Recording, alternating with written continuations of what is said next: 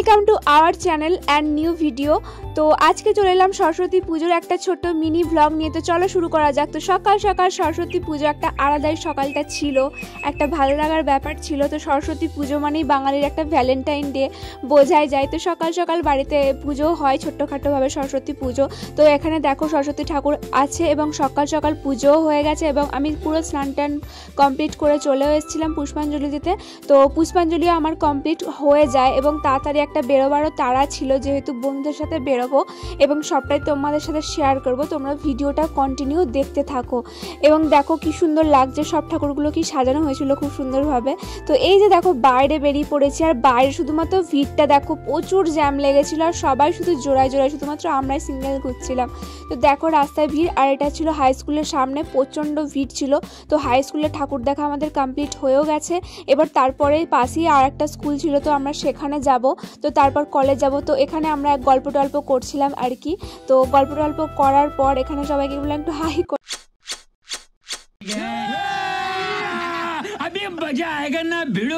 দিতে। তো তারপর আমরা চললাম স্কুলে, গার্লস স্কুলে। তো এখানে দেখো সবাই ছিল, খুবই সুন্দর লাগছিল, প্রত্যেকে শাড়ি পরেছিল। তো বাঙালির ভ্যালেন্টাইন ডে, তো শাড়ি তো পরলেই একটা আলাদাই লাগে সব মেয়েদেরকে।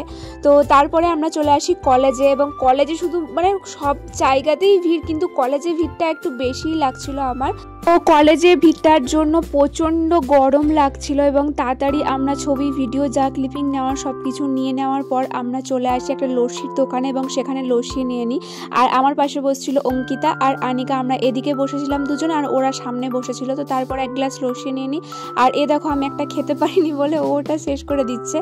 যাই হোক, তো লস্যিটাও খুব ভালো ছিল। তো তারপরে আমাদের জোর খিদে লাগার পর আমরা চলে আসছি একটা রেস্টুরেন্টে। তো প্রচুর জোর খিদে পেয়েছিল। তো খিদে পাওয়ার পরে এই যে বসেও পড়েছি, এখন খাবারের অপেক্ষায় আছি কখন খাবার আসবে।